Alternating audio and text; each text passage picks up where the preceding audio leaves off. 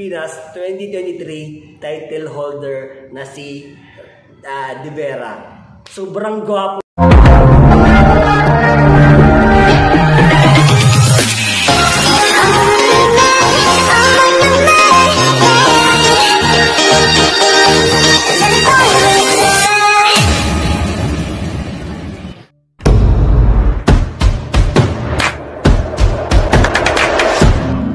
Minsan talaga, ikaw lang makakatupad ng wish mo.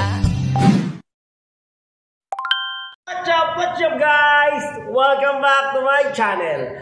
So yun, bago natin umpisa ng ating vlog for today mga lalan, so may mga kasama akong baby. So liga. Ang pangalan mo? Yes, Tibulan. Yung isa, yung aking PA. Bata, ganyan pala yan. Bulan, diba?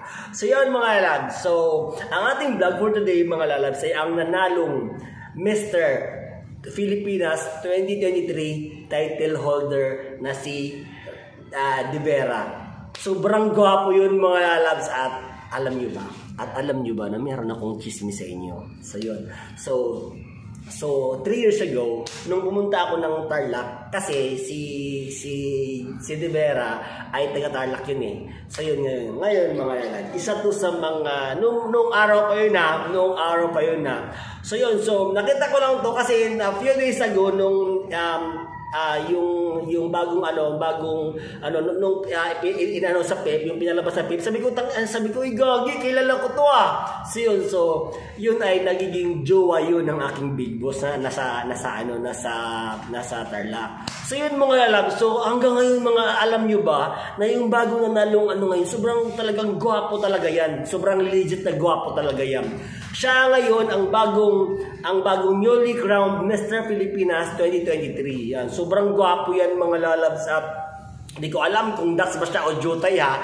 Kasi syempre yung boss ko yung boss ko ang tawag niyan, syempre ang gumitching sa kanya. So hindi ko na lang kasi para na din sa privacy ng lahat, no. So syempre ayaw ko rin naman siya So yon mga lalabs, so napaka magugulat ka talaga kasi nung mga time na pumunta ako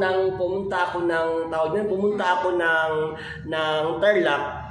So, sabi ng boss ko, may bisita ako. Sino, sir? Sino, doc? Taga ganyan. Pero nung mga 4 years ago, hindi pa yun siya, hindi pa malaki katawan niya. Yung mga pa lang siya. So ngayon, ang laki ng katawan niya talaga, sobrang gwapo na. Alam mo yung nag-iba yung kanyang itsura, nag-iba yung kanyang looks, nag-iba yung, alam mo yung, pag makita mo siya talagang, pero dati talaga, gwapo na talaga yun, yung nanalong Mr. Pilipinas 2023 talaga. Sobrang gwapo na talaga. At talagang ngayon, talagang yung makita mo yung kanyang face na talagang alaga na ng facial. At alam mo yun, syempre siguro marami na rin siyang mga sponsorship siguro. So talagang magulat ka talaga. Sasabihin mong sana all. Kasi ang gwapo naman talaga at ang laki ng katawan niyan mga lalabs talaga. Ang laki ng talaga. Niya. Nagulat ako nung binalita sa PEP. Kasi yun nga yung nanalo siya nga ang title holder ngayon. So talagang marami akong way back mga kasagsagan na ang dami ko mga kaibigan na mga kilala ko talaga na nagsipag-anuhan ngayon, nagsipag-angatan ngayon. Isipin mo yan sila Aaron Concepcion, sila Agassi Ching, samantalang noong araw, sila Kelvin Miranda, samantalang mga tropa ko lang yan, mga kaibigan ko lang yan, na alam mo yun, na dati akong, diba, ako, diba? So, mga ko pa yan, hinahandle ko pa yan sa mga paggawa ng pelikula. Pero ngayon talagang alam mo yun, ma-amaze ka na, alam mo yung mga nanalong mga yan, mga kaibigan ko yan, mga tropa ko yan, so parang ka talaga, sabi ko, alam mo yun.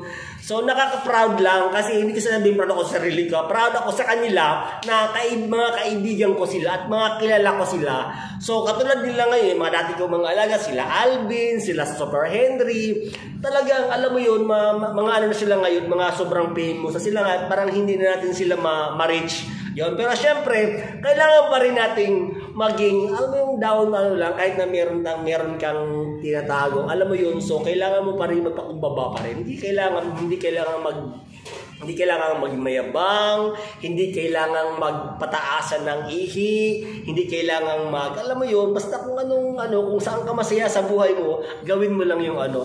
So ngayon kasi mga lalab, so tapos di ba partner program ako sa YouTube. So since tapos na yung aking partner program, so balik eskwela na tayo, kung saan tayo, kung anong pinagagawa natin dati. So yun mga lalab, so abangan nyo na lang po yan so mga lalabs, meron kaming private show. Bukas na po yan kay Nanay Jem. So sa mga gustong manood ng aming private show, bukas na po yan. At kasama dyan si Kaiser. Sa mga gustong manood ng private show bukas, i-PM nyo lang ako sa aking Telegram channel at JasonLee03. Ilagay ko yung link sa comment section para makita nyo po. And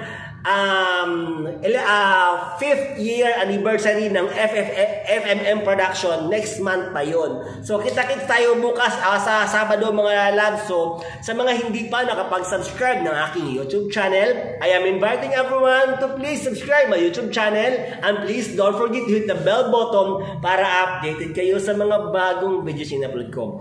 Always remember mga lalabs na kung may pangarap ka sa buhay mo, gawin mo lang ang legal na paraan dahil minsan talaga ikaw lang makakatawad ng wish mo. bye-bye! Kita-kits tayo sa Sabado mga lalabs! Yeah!